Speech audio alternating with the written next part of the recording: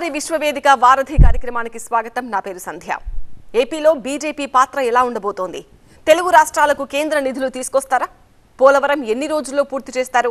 ఇలా అన్ని అంశాలపై మాట్లాడడానికి ఏపీ బీజేపీ అధికార ప్రతినిధి సాధినేని యామిని శర్మ టీవీ9 వారధి ప్రోగ్రాంలో అతిథిగా జాయిన్ అయ్యారు. ఎన్ఆర్ఐలు కాల్ చేయాల్సిన నంబర్స్ 914023490015 లేదా 914023490016. మీరు వాట్సాప్ వీడియో కాల్ కూడా చేయొచ్చు 8006036036. యామిని గారు నమస్తే అండి, వెల్కమ్ టు వారధి.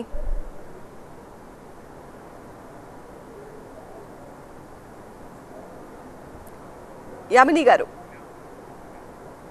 ఏపీలో కూటమి బంపర్ విక్టరీ కొట్టింది, మరి బీజేపీ పాత్ర ఎలా ఉండబోతోంది?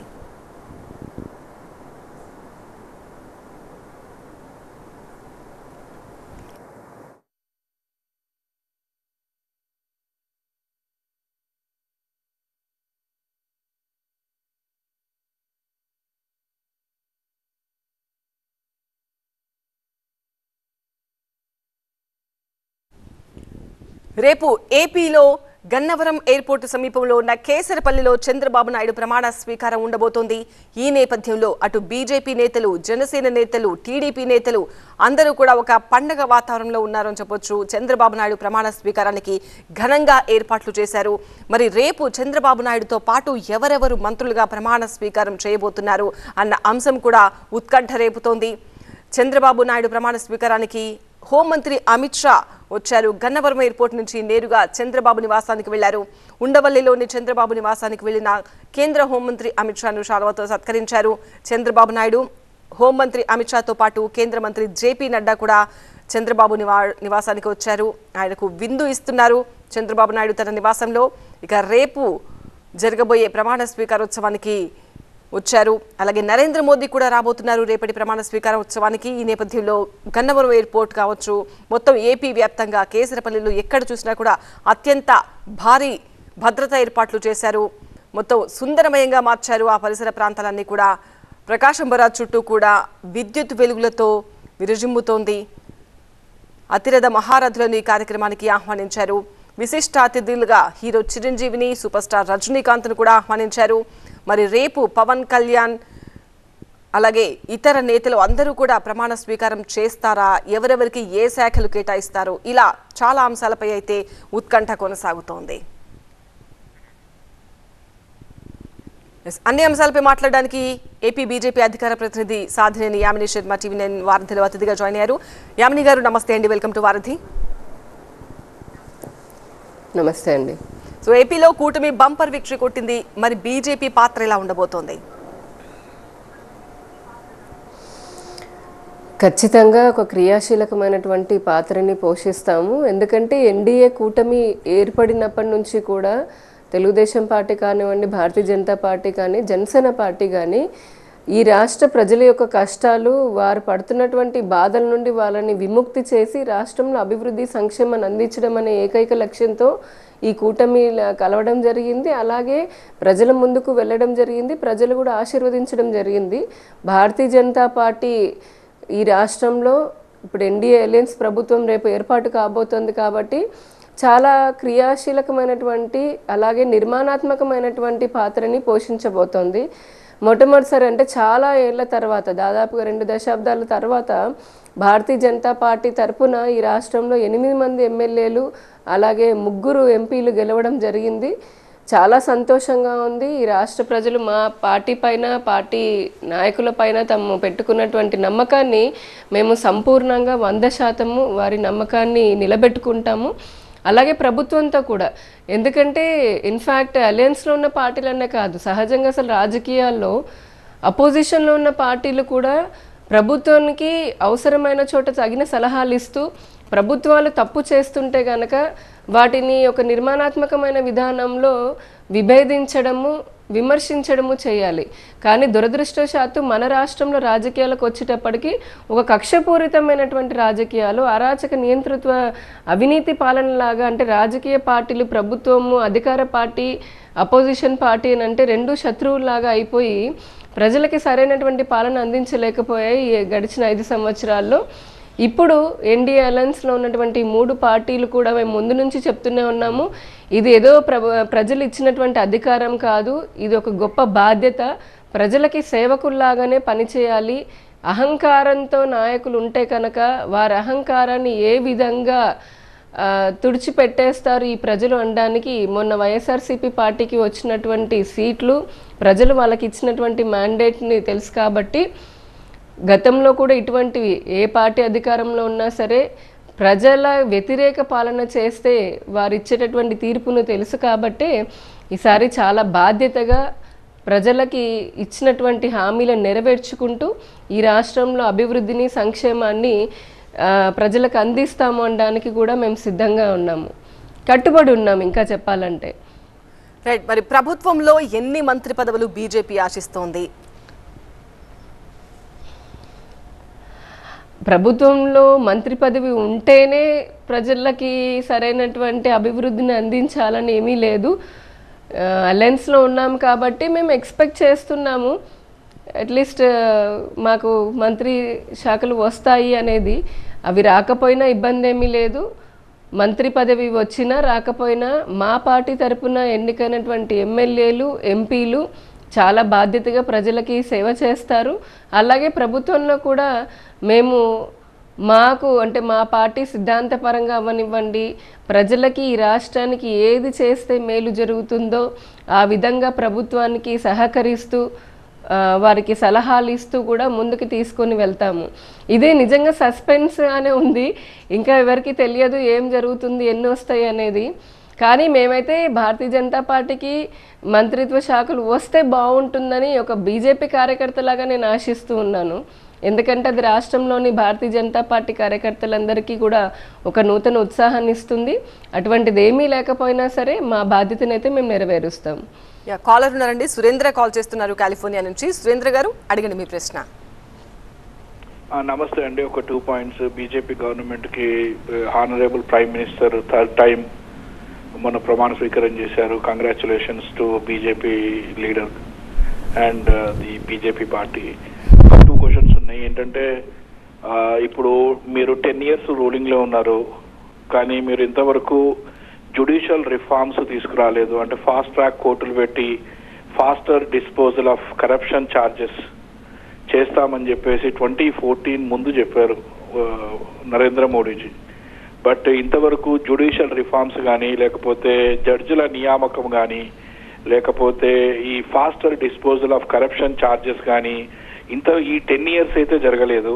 బట్ నెక్స్ట్ 5 years అయినా అట్లీస్ట్ మీరు ఫాస్ట్ ట్రాక్ కోర్టులు పెట్టి, ఫర్ ఎగ్జాంపుల్ ఇప్పుడు ఆంధ్రాలో తీసుకుంటే జగన్మోహన్ రెడ్డి గారు 10 years నుంచి బెయిల్ పైన ఉన్నారు. కాబట్టి మరి ఇంకో 50 ఏళ్ళు ఆయన బెయిల్ పైన ఉంటారా? ఎందుకంటే అవినీతి పైన మాట్లాడేటప్పుడు చర్యలు కూడా ఉండాలి, కానీ చర్యలు ఏమీ కనిపించవు బీజేపీ నుంచి. కాబట్టి కేవలం మీకు పార్లమెంటులో సపోర్ట్ చేస్తే చర్యలు ఉండవు, సపోర్ట్ చేయని వాళ్ళపైన చర్యలు ఉంటాయా? కాబట్టి మరి ఇంతవరకు ఎలాంటి జ్యుడిషియల్ రిఫార్మ్స్ తీసుకురాలేదు, దానిపైన చెప్పండి. సెకండ్ ఏంటంటే అందరికీ తెలుసు అవినాష్ రెడ్డి గారిని కర్నూలులో సిబిఐ అరెస్ట్ చేయలేదు. మరి ప్రధానమంత్రి కింద పనిచేసే అత్యున్నత దర్యాప్తు సంస్థ సిబిఐ కర్నూలులో వాళ్ళకు భయపడి పారిపోయింది అని అంటారు చాలా మంది. అంటే అలాంటి ఒక ఇంప్రెషన్ ఉంది స్టేట్ లో.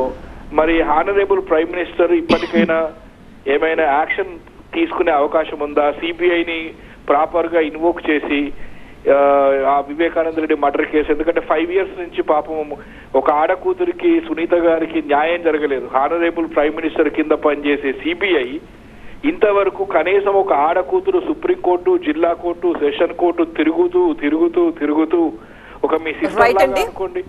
కాబట్టి ఇంత కష్టపడుతుంటే మరి సిబిఐ ఇంతవరకు ఎలాంటి యాక్షన్ లేదు. కాబట్టి ఇంకో 50 ఏళ్ళు అది కూడా దర్యాప్తు జరుగుతూనే ఉంటుందా చెప్పండి. సురేంద్ర గారు, జ్యుడిషియల్ సిస్టమ్ గురించి మీరు అడిగారు. గడిచిన 10 సంవత్సరాల్లో నరేంద్ర మోదీ గారి ప్రభుత్వం జ్యుడిషియల్ సిస్టమ్ని మార్చడం కోసం ఏమీ ప్రయత్నం చేయలేదని. కానీ మీరు ఒక్కసారి గూగుల్లోకి వెళ్ళి సెర్చ్ చేయండి. 150 సంవత్సరాల నుంచి ఉన్నటువంటి, అంటే బ్రిటిష్ కాలం నాటి ఉన్నటువంటి న్యాయ చట్టాలు ఏవైతే ఉన్నాయో వాటన్నిటినీ కూడా మార్చడం జరిగింది. ఇప్పటి వరకు కూడా స్వతంత్రం వచ్చిన తర్వాత 75 సంవత్సరాలు మారుతున్న కాలంతో పాటు అర్థం చేసుకోకుండా కేవలం శిక్ష విధించాలి అన్న తపన తప్పితే న్యాయం అందించాలన్న దాంతో లేవు. ఆ బ్రిటిష్ చట్టాలు ఎక్కడ అటువంటి ఆలోచన లేదు. కానీ మొట్టమొదటిసారిగా నరేంద్ర మోదీ గారి ప్రభుత్వము ఈ 3 చట్టాల్లో మార్పులు తీసుకువచ్చింది. మీరు కావాలంటే చెక్ చేసుకోవచ్చు. దాంట్లో ముఖ్యంగా మహిళలకి అలాగే పిల్లలకి సంబంధించినటువంటి శిక్షలు, అంటే వాళ్ళకి సంబంధించిన చట్టాలను మరింత కఠినంగా చేశారు. ఇకపోతే ప్రధానమంత్రి గారి ఆధ్వర్యంలో నడిచేటటువంటి సిబిఐ, ఈడీ సంస్థలు అన్నారు. ఒక చిన్న కరెక్షన్ అండి, ఈడీ కానీ సిబిఐ కానీ స్వతంత్ర ప్రతిపత్తి కలిగినటువంటి సంస్థలు అవి. ఇంతకుముందు చెప్పాలంటే బిఫోర్ 2014 నిజంగా అప్పుడున్నటువంటి పాలకులు, గత కాంగ్రెస్ పాలకుల యొక్క చెప్పు చేతుల్లో ఈ వ్యవస్థలాగా ఉండేవి. చాలా బాధాకరం ఈ విషయం చెప్పడానికి. కానీ గడిచిన 10 సంవత్సరాల్లో ఈ సంస్థలకి సంపూర్ణమైనటువంటి వారి స్వతంత్ర అధికారాలు ఇవ్వడం జరిగింది. ఇక రాజకీయ నాయకులు ఎవరైతే అవినీతి ఆరోపణలు ఎదుర్కొంటూ అలాగే నేరం నిరూపితమైనటువంటి వారు, అటువంటి వారి పైన వెంటనే చర్యలు తీసుకోవాలి అని చెప్పని కూడా మొన్న సుప్రీంకోర్టులో కూడా కేంద్రం చెప్పడం జరిగింది. అతి తొందరలోనే అది మేమందరం కూడా కృషి చేస్తున్నాం. నరేంద్ర మోదీ గారు మరీ చెప్పారు, అవినీతి చేసిన వారు ఎప్పటికీ తప్పించుకోలేరు. అలానే ఇక్కడ రాష్ట్రంలో చూస్తే గనక అవినాష్ రెడ్డి గారి గురించి అన్నారు. నిజంగానే ఒక ఆడకూతురు వచ్చి చాలా బాధపడింది 5 సంవత్సరాలు. మరి అలాంటి ఆడకూతురు యొక్క శాపనార్థాలు ఈ రోజున తగిలాయేమో జగన్మోహన్ రెడ్డి గారు వైఎస్ఆర్సీపీ పార్టీకి. అందుకనే ఎంతమంది నా అక్క చెల్లెళ్ళు అని చెప్పని అన్నా కూడా అదే అక్క చెల్లెళ్ళు ఈ రాష్ట్రంలో ఆయన పాలనని నమ్మలేదు, ఆయన మళ్ళీ చెప్పినటువంటి మోసపూరితమైన హామీలను కూడా నమ్మలేదు. మీరు అన్నట్టుగా సిబిఐ పారిపోయింది ఇటువంటివి కాదండి. రాష్ట్రంలో గడిచిన 5 సంవత్సరాల్లో ఫ్యాక్షనిజం ఎంత దారుణంగా ఉన్నదో, లా అండ్ ఆర్డర్ ఎంత దారుణంగా ఉన్నదో మనందరికీ తెలిసిందే. ఇప్పుడు ఎలక్షన్ తర్వాత కూడా వైఎస్ఆర్సీపీ పార్టీ శ్రేణులు ఇంకా కూడా వాళ్ళు ఇలానే దాడులు చేస్తున్నారు. బట్ తొందరలోనే సిచ్యువేషన్ కంట్రోల్లోకి వస్తుంది. సిబిఐ కూడా తను మళ్ళీ స్వతంత్రంగా పని చేసుకొని ఖచ్చితంగా తప్పు చేసిన వాళ్ళకి శిక్ష పడడం అనేది ఖాయం. అది యామిని గారు, రేపు చంద్రబాబు నాయుడుతో పాటు ఎవరెవరు చేస్తారని చెప్పకపోయినా కూడా ఎంతమంది చేయబోతున్నారు ప్రమాణ స్వీకారం?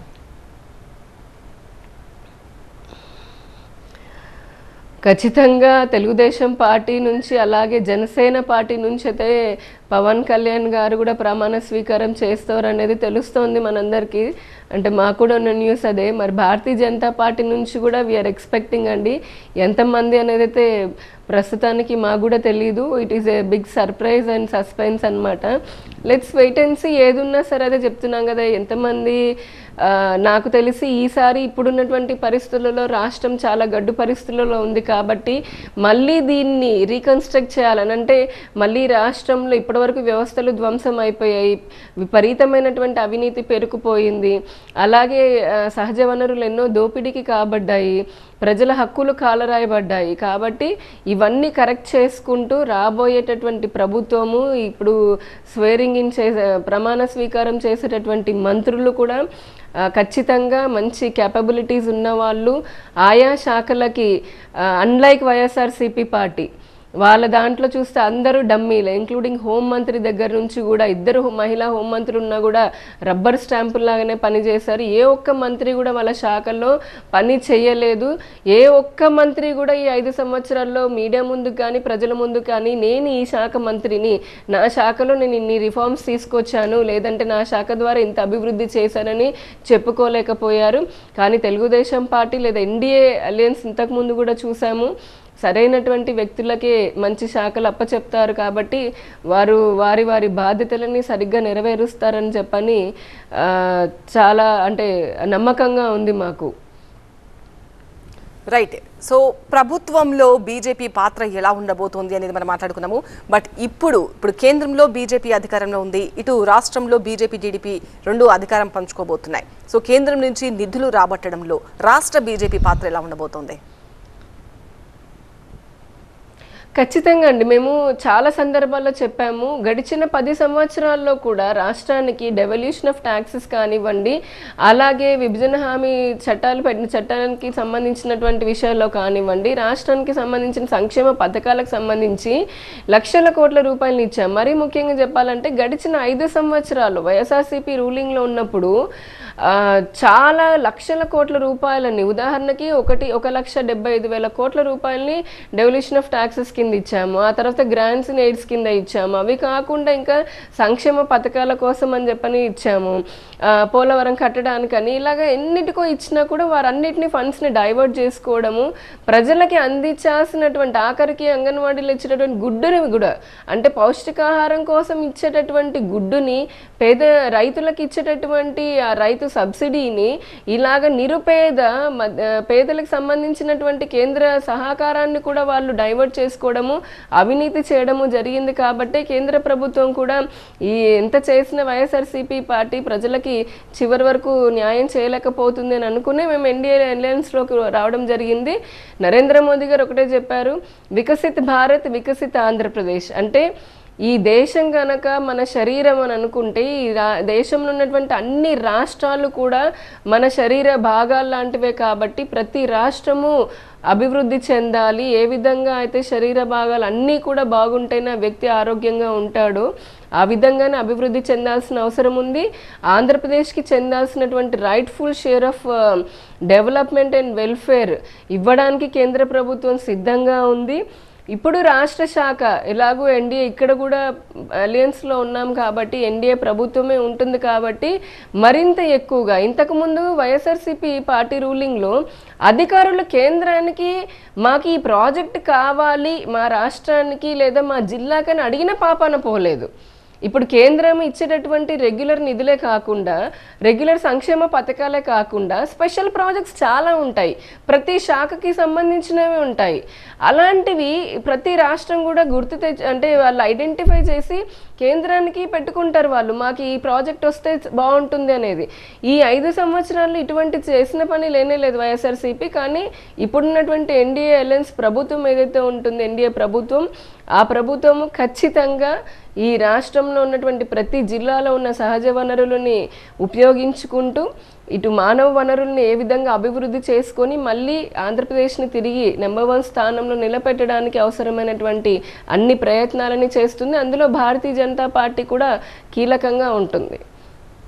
రైట్, వంశీ కాల్ చేస్తున్నారు టెక్సాస్ నుంచి. వంశీ గారు అడగండి మీ ప్రశ్న.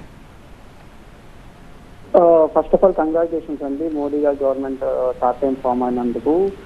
మెయిన్ థింగ్ అంటే ఆంధ్రప్రదేశ్ స్టేట్ కి మెయిన్ మనకి క్యాపిటల్ ఇష్యూ ఒకటి ఉంది కదండి. లాస్ట్ అంటే బైఫర్కేషన్ అయినప్పటి నుంచి మనకి క్యాపిటల్ ఇష్యూ ఒకటి కదా. ఈసారి మోడీ గవర్నమెంట్ అంటే ఎన్డీఏలో టీడీపీ కూడా ఇప్పుడు బీజేపీకి కూడా మెజారిటీ రాలేదు, ఎన్డీఏలో భాగస్వామ్యం ఉన్నారు కదా. ఏమైనా స్పెషల్ ప్యాకేజ్ ఏమన్నా ఇచ్చే అవకాశం ఉందా? So for capital city like ఒక ఏమన్నా కేటాయిస్తే they can build the capital కదండి. ఓకే, సో రిగార్డింగ్ క్యాపిటల్ ఇష్యూకి సంబంధించి నరేంద్ర మోదీ గారు అప్పుడు, ఆ తర్వాత అమిత్ షా గారు కానీ, భారతీయ జనతా పార్టీ అటు కేంద్ర పార్టీ కానీ ఇటు రాష్ట్ర పార్టీ కానీ అమరావతి మాత్రమే రాజధాని అని చెప్పడం జరిగింది. అప్పట్లో Vijayawada and Guntur under ground drainage కోసమని 1,500 కోట్లు, అలాగే ఇంకా డెవలప్మెంట్ కోసం అని చెప్పని ఇంకొక 1000 కోట్లు, అలాగే ట్యాక్స్ ఎగ్జంప్షన్స్ అని కేంద్ర సంస్థలకి స్థలాలు ఇవ్వడం విషయంలో కానీ ఇలాగ చాలా విషయాల్లో సహకరించింది. దురదృష్టవశాత్తు మధ్యలో వైఎస్ఆర్సీపీ పార్టీ 5 సంవత్సరాలని రూల్ చేయడము, 3 ముక్కలాటలాగా ఈ రాష్ట్రాన్ని 3 ముక్కలు అని చెప్పని అనుకుంటూ అభివృద్ధిని అంటే ఒక ప్లేస్లోనే అభివృద్ధి చేయడం వదిలేసి పక్కన పెట్టేసి అసలు రాష్ట్రంలో ఏ జిల్లా కూడా అభివృద్ధికి నోచుకోకుండా ప్రజలని, ముఖ్యంగా భూములు ఇచ్చినటువంటి అమరావతి రైతులని, మహిళలని చిత్రహింసలు పెట్టడము, ఆ మహిళా రైతులని కాళ్ళతో తన్నడము, బూట్లతో తన్నడము, ఇలా పైశాచికంగా వ్యవహరించారు. కానీ భారతీయ జనతా పార్టీ దేశ ప్రధాని నరేంద్ర మోదీ గారు చెప్పినట్టుగా ఇప్పటికేదో చెప్తున్నాము, ఇప్పుడు మళ్ళీ అమరావతికి ఈ రాష్ట్రానికి పట్టినటువంటి గ్రహణం వీడింది. ఇంతకుముందు ఏ విధంగా అయితే స్పెషల్ పర్పస్ వెహికల్ అని చెప్పని అన్నాము.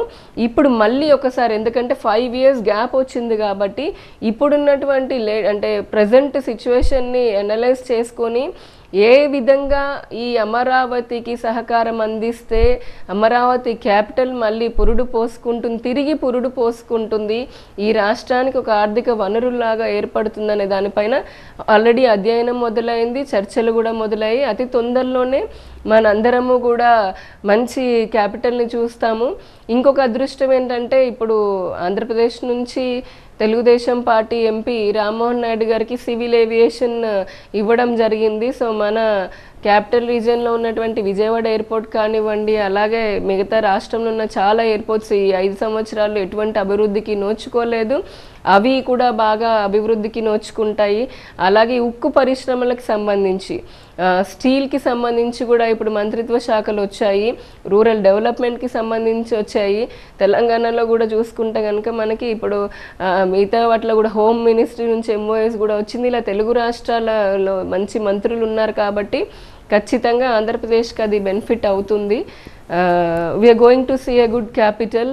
మళ్ళీ ప్రపంచం అమరావతి వైపు తిరిగి చూసేటటువంటి రోజు అతి త్వరలోనే ఉంది. యామిని గారు, కేంద్రంలో టీడీపీ కీ రోల్ పోషిస్తోంది. ఇప్పుడు 16 మంది ఎంపీలు ఉన్నారు. మరి ఇలాంటి సమయంలో టీడీపీ డిమాండ్స్కు బీజేపీ తలొగ్గే అవకాశాలు ఉన్నాయి కదా? ఇక్కడ తలొగ్గడం అంటూ ఏమీ ఉండదండి. It's like supporting each other. Alliance అంటేనే అది కదా. సో భారతీయ జనతా పార్టీ మన కేంద్రంలో చూసుకుంటే గనక మేము అఫ్కోర్స్ సింగిల్ మెజారిటీ అంటే ప్రభుత్వాన్ని ఏర్పాటు చేయడానికి సింగిల్గా కొన్ని స్థానాలు తగ్గుండవచ్చు, కానీ ఒకటి అర్థం చేసుకోవాలి, this is a 3rd consecutive term, వరుసగా మూడోసారి కాబట్టి. అలాగే కాంగ్రెస్ చేసినటువంటి కొన్ని మోసపూరితమైనటువంటి హామీలు, ప్రజల్లో క్రియేట్ చేసినటువంటి భయభ్రాంతులు ఏవైతే ఉన్నాయో, అంటే మళ్ళీ తిరిగి వీరు అధికారంలోకి వచ్చి ఎక్కువ స్థానాలతో వస్తే కాస్త రిజర్వేషన్లు ఏదో చేసేస్తారు అని చెప్పని ఒక ఫేక్ నెరేటివ్ని ప్రజల్లోకి తీసుకొని వెళ్ళడము.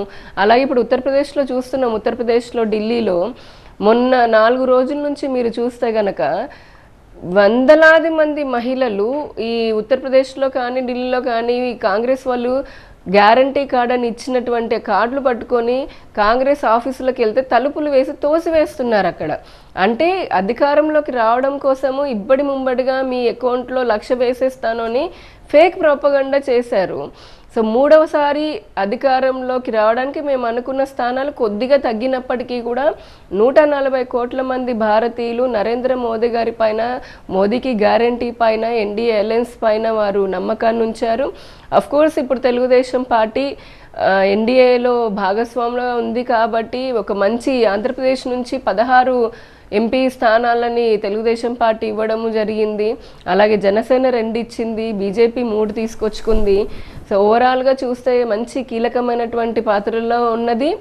అలాగే తెలుగుదేశం పార్టీ అధినేత నారా చంద్రబాబు నాయుడు గారికి ఉన్నటువంటి అనుభవం, రాజకీయ అనుభవం, పరిపాలన అనుభవం కూడా ఇప్పుడు దేశం మనము 3rd గ్లోబల్ ఎకానమీ లాగా, లార్జెస్ట్ గ్లోబల్ ఎకానమీ లాగా వెళ్ళాలని అనుకుంటున్నాము.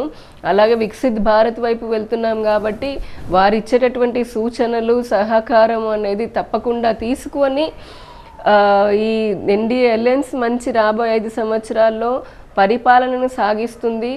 దేశంలో ఉన్నటువంటి ఇబ్బందులన్నీ కూడా, ఇంకా చెప్పాలంటే అదే, ప్రజలను ఎంత ఇబ్బంది పెట్టాలని చెప్పని అనుకున్నా, కుట్రలు చేయాలని అనుకున్నా కూడా ప్రజలను నమ్మకుండా ఇండియా అలయన్స్ని అధికారానికి దూరంగా పెట్టారు. మా పైన ఏదైతే నమ్మకం పెట్టుకున్నారో అటువంటి నమ్మకాన్ని మేము నెరవేర్చుకుంటాం. అందులో తెలుగుదేశం పార్టీ కీలక పాత్ర కూడా పోషిస్తుంది. వారి సహకారం కూడా కావాలి. ఈ దేశ ప్రగతి కోసం, ఆంధ్రప్రదేశ్ రాష్ట్ర అభివృద్ధి కోసం ఎన్డీఏ అలయన్స్ ఇక్కడ రాష్ట్రంలో, అక్కడ దేశంలో కూడా కీలకంగా పనిచేస్తుంది. రైట్. ఈ టైంలో అయినా పోలవరం పూర్తవుతుంది ఆశించవచ్చా?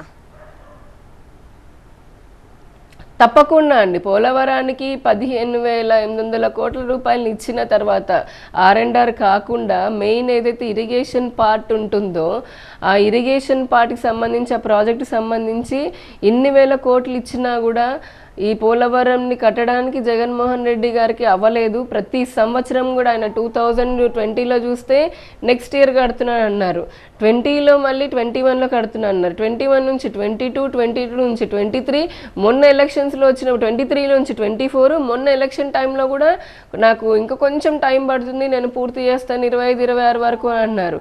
5 సంవత్సరాలు ఇచ్చినప్పుడు వేల కోట్ల రూపాయలు ఇస్తున్నా కూడా దాంట్లో అంటే అక్కడ ఉన్నటువంటి నీటిపారుదల శాఖ మంత్రికి చిత్తశుద్ధి లేదు, అలాగే జగన్మోహన్ రెడ్డి గారికి కూడా అసలు ఏమాత్రము చిత్తశుద్ధి లేదు. నాట్ ఓన్లీ పోలవరం, రాష్ట్రంలో ఉన్నటువంటి ఎన్నో నీటి పారుదల ప్రాజెక్ట్స్ పెండింగ్ అయిపోయి రాష్ట్రము కరువుల్లో అల్లాడిపోయింది, అయినా కూడా చలించలేదు ఈ ప్రభుత్వము. ఇప్పుడు ఈ రాబోయేటటువంటి 5 సంవత్సరాల్లో ఖచ్చితంగా ఇంతకు ముందు ఎలాగైతే 2014 నుంచి 19 వరకు ఎన్డీఏ అలయన్స్లో నీటిపారుదల ప్రాజెక్ట్స్ ఈ రాష్ట్రం మొత్తంలో కూడా పూర్తయి ఎన్నో లక్షల హెక్టార్లకి ఎకరాలకి సాగునీటిని అలాగే కోట్ల మందికి తాగునీటిని అందించాయి. ఇప్పుడు మళ్ళీ కూడా ఈ ప్రాజెక్ట్స్ అన్నీ పూర్తవబోతున్నాయి. పోలవరం ఆంధ్రుల నాడి కాబట్టి, ప్రాణనాడి కాబట్టి అతి త్వరలో కేంద్ర రాష్ట్ర ప్రభుత్వాలు కలిసి ఈ ప్రాజెక్టుని పూర్తి చేయడం కూడా జరుగుతుంది. రైట్, మరి ఈసారైనా కేంద్రం ఏపీకి హోదా ఇస్తుంది అని ఆశించవచ్చా, లేదంటే అది ముగిసిపోయిన అధ్యాయంగానే బీజేపీ చూస్తుందా?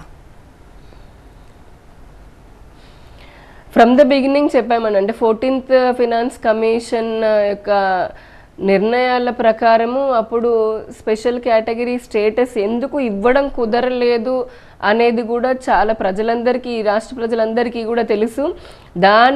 దాని స్థానంలో స్పెషల్ పర్పస్ వెహికల్ అంటే ప్రత్యేక ప్యాకేజీ అనేది ఏదైతే ఉందో అప్పుడు 2014 నుంచి 19 వరకు అది ప్రతిపాదించడం కూడా జరిగింది.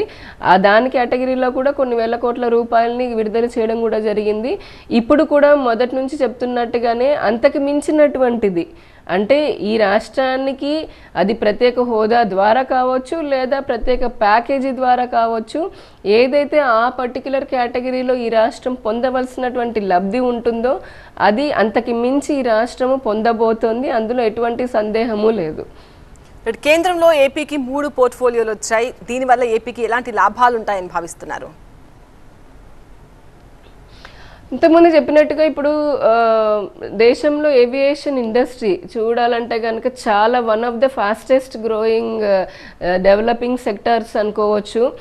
చాలా కూడా, ఎందుకంటే ఎఫ్డిఐస్ చూసుకోండి, ఇన్ టర్మ్స్ ఆఫ్ ఎఫ్డిఐస్ కానీ, ఎంప్లాయ్మెంట్ జనరేషన్ కానీ, కనెక్టివిటీ రూపంలో కానీ, ఇప్పుడు ఇంటర్నేషనల్ కనెక్టివిటీలో కూడా భారతదేశంలో మంచి ఎయిర్పోర్ట్స్ ఉన్నాయి. And if you see like Australia, మీరు ఏ మంచి దేశానికి వెళ్ళినా అందులో అక్కడ ఉన్నటువంటి చాలా ఎయిర్పోర్ట్స్ కంటే మించి అధునాతనంగా ఇప్పుడు మంచి ఎయిర్పోర్ట్స్ కడుతున్నారు. So aviation sector is really, మన ఆంధ్రప్రదేశ్కి కూడా చాలా ఎయిర్పోర్ట్స్ ఇప్పటివరకు కట్టిన ఉన్నాయి, కానీ అవి ఎటువంటి అభివృద్ధికి నోచుకోలేదు. ఇప్పుడైనా సరే మనకి రామ్మోహన్ నాయుడు గారు క్యాబినెట్ మంత్రిలాగా ఉన్నారు కాబట్టి ఇక్కడ ఆంధ్రప్రదేశే కాకుండా అటు తెలంగాణనే కాకుండా యావత్ భారతదేశంలో కూడా ఏవియేషన్ ఇండస్ట్రీ మంచి పురోగతిని సాధిస్తుంది. సామాన్య ప్రజలందరూ కూడా విమానం ఎక్కాలి, ఆకాశంలో ఎగరాలని అనుకున్నటువంటి వారి కోరికను ఆల్రెడీ ఉడాన్ పథకం ద్వారా నెరవేర్చడం జరిగింది మోదీ గారి ప్రభుత్వం. ఇప్పుడు మరింత ఇంకా కూడా విస్తృతంగా ఎయిర్పోర్ట్స్ నిర్మాణము, ఎయిర్ కనెక్టివిటీని కూడా పెంచడం అనేది జరుగుతుంది. డెఫినెట్గా ఆంధ్రప్రదేశ్లో కూడా ఈ కనెక్టివిటీ పెరుగుతుంది. అలాగే ఇంతకుముందు చెప్పినట్టుగా ఎంఓఎస్ క్యాబినెట్ మినిస్టర్ ఏవైతే వచ్చాయో మనకి బీట్ స్టీల్ కానివ్వండి లేదా రూరల్ డెవలప్మెంట్ కానివ్వండి, ఇవన్నీ కూడా చాలా కీలకమైనటువంటి శాఖలు. అటు హోమ్ శాఖ కానివ్వండి, సో ఇటువంటివన్నీ కూడా చాలా ఇంపార్టెంట్ శాఖలు కాబట్టి తెలుగు రాష్ట్రాలు పెద్ద ఎత్తున లాభాన్ని పొందబోతున్నాయి. మరి ముఖ్యంగా ఆంధ్రప్రదేశ్ కూడా it's going to take its మంచి అభివృద్ధిని తీసుకుంటుంది. కేంద్రం నుంచి మరింత సహకారాన్ని, మరిన్ని ఎక్కువ ప్రాజెక్ట్ ఆ రంగాల్లో సంబంధించి మరిన్ని ఎక్కువ ప్రాజెక్టులు తెచ్చుకోవడానికి కూడా ఉపయోగపడుతుంది. సో చంద్రబాబు సీఎంగా ఎలాంటి అభివృద్ధి చేస్తారని మీరు అనుకుంటున్నారు? సంక్షేమం అభివృద్ధి బ్యాలెన్స్ చేయగలుగుతారా? చంద్రబాబు అంటే అభివృద్ధి అనేది ఒక పడిపోయింది, సో సంక్షేమం విషయంలో ఎలాంటి ముందు చూపుతూ వెళ్తారు? యూజువల్గా ఎలా ఉంటుందంటే ఒక సీలింగ్ కూడా ఉంది కదా, దాన్ని ఎవరు పెద్దగా పాటించరు. కానీ దేశంలో ఏదైతే కనుక ఇన్కమ్ వస్తుందో అంటే రాష్ట్రం కానీ కేంద్ర ప్రభుత్వాలకు కానివ్వండి పన్నుల రూపంలో లేదా ఇతరత్ర రూపంలో వచ్చినటువంటి ఆదాయంలో ఇన్ఫ్రాస్ట్రక్చర్ పైన ఎప్పుడైనా ఇన్వెస్ట్ చేయాలి. It is called investment. ఎందుకంటే అలా ఇన్ఫ్రాస్ట్రక్చర్ ప్రాజెక్ట్స్ పైన ఎప్పుడైతే మనము ఆ వచ్చినటువంటి డబ్బుని అంటే ప్రభుత్వాలు ఖర్చు చేస్తాయో అక్కడ ఒకటి మౌలిక వసతులు వాటి కల్పన మెరుగుపడుతుంది. మౌలిక వసతులు ఇప్పుడు చూడండి, నేషనల్ హైవేస్ని ఫర్ ఎగ్జాంపుల్ తీసుకుందాము. అంతకుముందు వాజ్పేయి గారి ప్రభుత్వం ఉన్నప్పుడు కూడా చంద్రబాబు నాయుడు గారు ముఖ్యమంత్రి లాగా ఉమ్మడి రాష్ట్రానికి ముఖ్యమంత్రి లాగా ఉన్నప్పుడు టెలికాం సెక్టర్ కానివ్వండి నేషనల్ హైవేస్కి సంబంధించి స్వర్ణ చతుర్భుజి అని ఉంటుంది. దేశంలో ఎక్కడ లేనటువంటి నేషనల్ హైవేస్ అప్పట్లో ఉమ్మడి రాష్ట్రంలో తెచ్చుకోగలిగింది ఆంధ్రప్రదేశ్ రాష్ట్రము. నేషనల్ హైవేస్ కానీ ఇప్పుడు రైల్వే ప్రాజెక్ట్స్ కానీ పోర్ట్స్ ఎయిర్పోర్ట్స్ ఇట్లాంటి ఇన్ఫ్రాస్ట్రక్చర్ ఉన్నప్పుడు అక్కడ లక్షల కోట్ల రూపాయల ఇన్వెస్ట్మెంట్స్ రావడమే కాకుండా కోట్ల మందికి ప్రత్యక్షంగా పరోక్షంగా ఉపాధి కూడా దొరుకుతుంది. ఇప్పుడు ఫర్ ఎగ్జాంపుల్ ఇంకా చిన్న ఎగ్జాంపుల్ లీస్ట్ ఎగ్జాంపుల్ చెప్పాలనంటే ఒక నేషనల్ హైవే ఉంది. ఆ నేషనల్ హైవే వెళ్తూ ఉంటే దాని పక్కన మంచి రియల్ ఎస్టేట్ వెంచర్స్ పడుతూ ఉంటాయి. ఆ వెంచర్ అలాగా పడుతూ ఉండగానే అక్కడ చిన్న చిన్న హోటల్స్ రావడము, రెస్టారెంట్స్ రావడము, లేదంటే ఇతరత్ర లోకల్ ఎంప్లాయ్మెంట్ డెవలప్ అవుతూ ఉంటుంది. అండ్ కనెక్టివిటీ పెరిగితే పరిశ్రమ అంటే ఒక రాష్ట్రం నుంచి ఇంకో రాష్ట్రానికి మూవ్మెంట్ పెరుగుతుంది. కారిడార్స్, ఇండస్ట్రియల్ వెహికల్స్ తిరుగుతూ ఉంటాయి. సో ఈ విధంగా ట్యాక్సెస్ పెరుగుతూ ఉంటాయి. సో ఎంప్లాయ్మెంట్ ఇట్లా ఉంటుంది. సో వెల్ఫేర్కి వచ్చేటప్పటికి ఒక సర్టెన్ పర్సెంటేజ్ ఇందులోంచి తీసుకొని వెల్ఫేర్కి పెట్టాలి. ఎందుకంటే ఓన్లీ డెవలప్మెంట్ అన్నా కూడా అందరూ డెవలప్మెంట్ ఫలాలను అందుకునే స్థితిలో ఉండకపోవచ్చు. దేశంలో కానీ రాష్ట్రంలో కానీ నిరుపేదలు ఉండొచ్చు, పేదలు ఉండొచ్చు. కాబట్టి ముందు వారి యొక్క జీవన ప్రమాణాలను పెంచాల్సినటువంటి బాధ్యత కూడా ప్రభుత్వం పైన ఉంటుంది. కాబట్టి వెల్ఫేర్కి ఇస్తూ ఉంటాం. కానీ లాస్ట్ 5 yearsలో జగన్మోహన్ రెడ్డి గారు ఎంత దారుణంగా ఆయన ఒక టైప్ ఆఫ్ పాలన చేశారనంటే డెవలప్మెంట్ అనంటే అసలు ఏమీ లేదు, డెవలప్మెంట్ అవసరం లేదు, రాష్ట్రంలో పరిశ్రమలు అవసరం లేదు, ఇన్ఫ్రాస్ట్రక్చర్ అవసరం లేదు, పన్నులు అవసరం లేదు అనేది మొత్తం అంటే దాన్ని అట్లా కొలాప్స్ చేసేసి కేవలం బటన్ నొక్కితే చాలు, నేను పెన్షన్ ఇస్తే చాలు, లేకపోతే నేను అమ్మ ఒడి వేస్తే చాలు, చేయూతనిస్తే చాలు, డైరెక్ట్గా క్యాష్ బెనిఫిట్ ఇస్తే చాలు అని టెంపరీ గెయిన్స్ని ప్రజలకు ఆశ చూపించాలని ప్రయత్నం చేశారు. సో చాలా ఇంబ్యాలెన్స్ అయిపోయింది. దానివల్ల రాష్ట్రము ఆర్థికంగా అప్పుల పాలైపోయింది, ఇంకా దివాలా తీసింది. ఇంకా చెప్పాలంటే ఈ రోజున రాష్ట్రము ఆర్థికంగా దివాలా తీసినట్టే. దీన్నంతా కరెక్ట్ చేసుకుంటూ చంద్రబాబు నాయుడు గారి ఆధ్వర్యంలో ఉన్నటువంటి ఎన్డీఏ ప్రభుత్వం ఇప్పుడు ఒక్కొక్క రంగంలో జరిగినటువంటి అవకతవకలు చూడండి, మైన్స్ కి సంబంధించి ఉన్నది, ఇవన్నీ కరెక్ట్ చేసుకోవాలి. నరేందర్ గారు అడగండి మీ ప్రశ్న.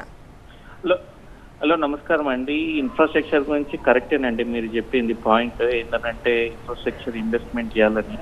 బట్ ఇండియాలో ఉన్న బిగ్గెస్ట్ ప్రాబ్లము నేను చూసింది ఇప్పుడు జరుగుతుంది కూడా, ఎక్కడ కూడా లా అండ్ ఆర్డర్ సరిగా లేదండి. ఇక్కడ అమెరికాలో చూస్తే మీకు కాప్స్ కి బాడీ క్యామ్ అని ఉంటుంది. ప్రతి విషయాన్ని వాళ్ళు రికార్డ్ చేస్తారు. మనము 3rd biggest economy, 2nd biggest economy అని మనం అంటున్నాము.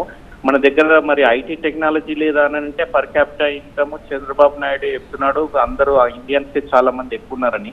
మనము ప్రజలకు ఎటువంటి లా అండ్ ఆర్డర్ విషయంలో ఎటువంటి ఎడ్యుకేషన్ ఇవ్వకుండా, వాళ్ళకు సరైన అవగాహన లేకుండా, ఈ పోలీసులు కూడా వాళ్ళు సోషల్ మీడియాలో గనక అది వైరల్ అయితే తప్ప ఏ విషయం కూడా అంత చాప కింద నీరులాగా జరిగిపోవడమే. మొన్న పూణే కేసు లోపల వాళ్ళిద్దరి చావులకు అసలు వాల్యూయే లేదు. ఆయన ఇప్పుడు సోషల్ మీడియాలో రాకపోతే ఆయన పిజ్జా తినేసేసి ఆయనకు అసలు మందు తాగలేదని చెప్పేసి వాళ్ళ చావులకు అసలు అర్థం లేకుండా వాళ్ళే మిస్టేక్ అన్నట్టు కూడా చేసే డబ్బు పలుకుబడి మన దేశంలో కూడా నడుస్తూ ఉన్నది. దానికి బదులు నా ఒక సలహా ఏంటి అని అంటే బీజేపీ కనుక ప్రతి ఒక్క పోలీస్ కి బాడీ క్యామ్ పెట్టమనండి. ఇప్పుడు ప్రతి ఒక్కరికి ప్రతి జేబులో ఒక సెల్ ఫోన్ ఉంటుంది. పోలీసులకు ఒక బాడీ క్యామ్ పెట్టేసేసి అండ్ ప్రతి పోలీస్ స్టేషన్ లో ఒక సీసీటీవీ పెట్టండి.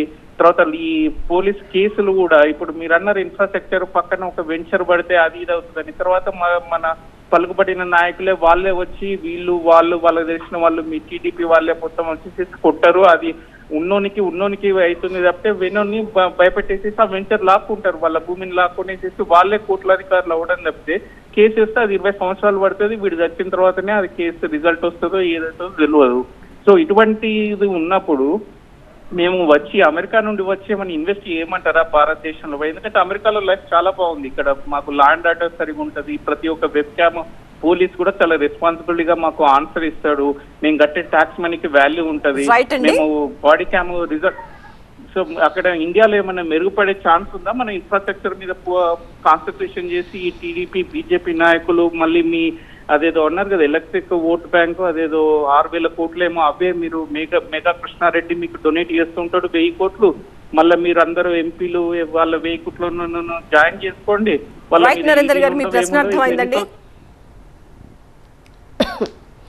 నరేంద్ర గారు, ఒకటి మీ బాధ అర్థమవుతోంది. అండ్ మీరు భారతదేశాన్ని అమెరికాతో పోలుస్తూ ఉన్నారు. అక్కడ ఉన్నటువంటి సోషల్ సెక్యూరిటీ కానీ లేదంటే సోషల్ బెనిఫిట్స్, ప్రభుత్వము అక్కడ ఇచ్చేటటువంటి సోషల్ బెనిఫిట్స్ కానీ లా అండ్ ఆర్డర్కి సంబంధించినటువంటి విషయానికి సంబంధించి కూడా భారతదేశానికి వచ్చేటప్పటికి మనం ఒకటి అక్కడ ఉన్నటువంటి పాపులేషన్ని ఇక్కడ ఉన్నటువంటి పాపులేషన్ని కూడా చూసుకోవాలి. రెండవది ఇక్కడ ఇప్పుడు లాస్ట్ అదే చెప్తున్నాను, మీరు బిఫోర్ 2014 అండ్ ఆఫ్టర్ 2014 అనేది you can just go and Google it. దాంట్లో చూస్తే మీకు తెలుస్తుంది ఏ విధంగా ఈ రోజున ప్రపంచ దేశాలు, it's not about Modiji are it's not about Yamini or BJP వాళ్ళు చెప్తున్నారు, టీడీపీ వాళ్ళు ఎన్డీఏ అలయన్స్ చెప్తుందని కాదు. ఈ రోజున ప్రపంచ దేశాలన్నీ కూడా భారత్లో ఎన్నో రంగాల్లో డిఫెన్స్, ఇప్పుడు చూడండి ఇదివరకు అసలు డిఫెన్స్ రంగంలో ఇన్వెస్ట్మెంట్స్కి ఎఫ్డిఐస్కి చాలా కష్టంగా ఉండేది, ఎక్కడ చూసినా అవినీతి ఉండేది.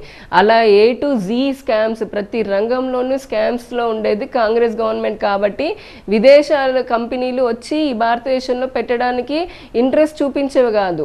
కానీ ఇప్పుడు డైరెక్ట్ బెనిఫిట్ ట్రాన్స్ఫర్ అనే దానివల్ల, అలాగే చాలా సెంట్రల్ గవర్నమెంట్ తీసుకున్నటువంటి రిఫార్మ్స్ వల్ల అనుకోండి అకౌంటబిలిటీ పెరిగింది, ట్రాన్స్పరెన్సీ పెరిగింది. అందుకనే ఇప్పుడు మనం ఎప్పుడూ చూడనటువంటి రికార్డు స్థాయిలో ఎఫ్డిఐస్ లైక్ లాస్ట్ ఇయర్లో $990 బిలియన్ వచ్చాయి. సో ప్రతి రంగంలోనూ ఇప్పుడు మనము ఒక స్టేజ్కి వెళ్తున్నాము. ఏదో ఓవర్ నైట్ జరగదు. లాస్ట్ 10 years నుంచి ఒక మంచి ఫౌండేషన్ వేసాము, రిజల్ట్స్ కూడా చూసాము. రాబోయే కాలంలో కూడా బాగుంటుంది. Coming back to the law and ఆర్డర్కి వచ్చేటప్పటికి ఇక్కడ లా అండ్ ఆర్డర్ పోలీసులు రాష్ట్రాల పరిధిలోకి వస్తారండి. సెంట్రల్ ఫోర్సెస్ సెంట్రల్ గవర్నమెంట్లో ఉంటాయి. అండ్ పోలీసులు వచ్చేటప్పుడు మీరనే నార్మల్ పోలీస్ సిస్టమ్ అనేది స్టేట్స్ పరిధిలో ఉంటుంది. మీరు అన్నట్టుగానే కెమెరా పెట్టాలి, పోలీసులు ఇంకొంచెం ట్రాన్స్పరెంట్గా వాళ్ళు రెస్పాన్సిబిలిటీ తీసుకొని పని చేయాలని అందరం ఆశిస్తూ ఉంటాం. కానీ గడిచినటువంటి 70-75 years నుంచి ఏంటంటే చాలామందికి చాలా ప్రభుత్వ శాఖల్లో ఉన్నటువంటి వ్యవస్థల్లో ఉన్నటువంటి పోలీసులు కానీ అధికారులకు కానీ మమ్మల్ని అడిగేది ఏముంది, ఎవరున్నారు అనేసి ఒక రకమైనటువంటి భావన ఉండేది. ప్రజలకి నిజంగా ముఖ్యంగా పోలీసులు పని చేయాలన్నటువంటి ఆసక్తి ఉండేది కాదు. కొంతమంది రాజకీయ నాయకుల దగ్గర వాళ్ళకు లొంగిపోవడము, వాళ్ళు చూపించేటటువంటి ఆశకి వీరు కూడా వారి కోసమే పని చేయడం అలా ఉండేవి. కానీ ఇప్పుడు భారతదేశం మారుతోంది, చాలా మటుకు మారింది. అతి తొందరలోనే ఇన్వెస్ట్మెంట్ పరంగా అయితే మీరు నిరభ్యంతరంగా పెట్టుకోవచ్చు. ఎందుకంటే 21 సెక్టర్ అంటారు మినిస్ట్రీస్కి కలిపి సింగిల్ విండో సిస్టమ్ లాగా ఇన్వెస్టర్స్ కోసమని కేంద్ర ప్రభుత్వము ఇన్వెస్ట్ ఇండియా అనే వెబ్సైట్ను కూడా పెట్టింది. లా అండ్ ఆర్డర్ది కూడా ఇందాకే చెప్పినట్టుగా చేంజెస్ తెచ్చాము. 150 years నుంచి ఉన్నటువంటిది ఇంకా కూడా రాష్ట్రాలను మేము కూడా కోరుతూ ఉన్నాము. బెంగాల్ని తీసుకోండి, మొన్నటి వరకు ఆంధ్రప్రదేశ్ని తీసుకోండి, ఇంకా చాలా రాష్ట్రాల్లో తీసుకోండి. లా అండ్ ఆర్డర్ చాలా దారుణంగా ఉంది. అక్కడ ప్రభుత్వాలు మారాలి. బీజేపీ ఉన్నటువంటి రాష్ట్రాల్లో చాలా మటుకు ప్రయత్నం చేస్తున్నాము. బట్ కలెక్టివ్గా పోలీసులు కూడా వారి బాధ్యతని సక్రమంగా నెరవేర్చాల్సినటువంటి బాధ్యతను మనందరం గుర్తు చేయాలి. ఆంధ్రప్రదేశ్లో అయితే కనుక చాలా స్ట్రిక్ట్గా ప్రభుత్వము అన్ని వ్యవస్థలు పనిచేసే విధంగా ప్రయత్నం చేస్తాము. సో ఏపీలో ఫలితాల తర్వాత చాలా వైలెన్స్ చూసాము. మరి ఇలాంటి హింసను అరికట్టాల్సిన అవసరం ఎవరిపైన ఉంది? ఎందుకు ఇంకా కొనసాగుతోంది? ఒకటండి, లాస్ట్ 5 సంవత్సరాల్లో విచ్చలవిడిగా వదిలేశారు. అంటే రూల్ ఆఫ్ లా అనేది ఉంటుంది. కానీ అటువంటి ఇంతకుముందు గతంలో ఉన్నటువంటి డీజీపీలు చూడండి రూల్ ఆఫ్ లా అనేది వదిలేశారు. చాలామంది ఎస్పీలు అంటే పోలీసులు కొంతమంది ఎస్పీలు లేదంటే ఇంకా డీజీపీ స్థాయి వ్యక్తులు కూడా అధికారులందరూ అధికార పార్టీతో కుమ్మక్కైపోయారు. ఆ ధైర్యంతో కింద ఉన్నటువంటి కార్యకర్తలు, అధికార పార్టీ అంటే అప్పట్లో ఉన్న వైఎస్ఆర్సీపీ పార్టీ కార్యకర్తలు యథా రాజా తదా ప్రజ అన్నట్టుగా ఆ మంత్రులు మీరు చూడండి అసెంబ్లీలో కానీ బయట కానీ మైకుల ముందు టీవీల ముందు ఇష్టం వచ్చినట్టుగా బూతులతో మాట్లాడడము, వాళ్ళ కార్యకర్తలను తీసుకొని వెళ్ళి సీఎం సిబిఎన్ గారి ఇంటి మీదకి వెళ్ళడము, అలాగే ఇట్లా రకరకాల క్షేత్రస్థాయిలో గ్రామ స్థాయిలో అయితే గొడవలు తీసుకొని పొడి చేయడం, ఇలాంటివన్నీ చూసినా కూడా పోలీసులు నిమ్మకు నీరెత్తినట్టుగా ఉన్నారు. కానీ అటువంటి వ్యవస్థ మంచిది కాదు. ఇప్పుడు అందుకనే వారందరినీ కూడా తప్పించడము జరిగింది. ఇక మీదట ఉక్కు పాదంతో మొదటి నుంచి ఎన్డీఏ అలయన్స్ చంద్రబాబు నాయుడు గారు అదే చెప్పారు, మోదీ గారు వచ్చినప్పుడు కూడా అదే చెప్పారు. ఈ రాష్ట్రంలో లా అండ్ ఆర్డర్ చాలా స్ట్రిక్ట్గా ఇంప్లిమెంట్ అవుతుంది. ఈ 5 సంవత్సరాలు ఉన్నటువంటి ఫ్యాక్షన్ నేచర్ పాలిటిక్స్ ఏవైతే ఉన్నాయో, కక్షపూరితమైన కుట్రపూరితమైనటువంటి పాలిటిక్స్ ఏవైతే ఉన్నాయో వాటికి చరమగీతం కూడా పాడబోతూ ఉన్నాము. ఈ విషయంలో ఎవరిని స్పేర్ చేసేది లేనే లేదండి. Right, thank you so much Yamini గారు ఇవాల్టి వారధిలో అతిథిగా జాయిన్ అయ్యేందుకు. Thank you so much.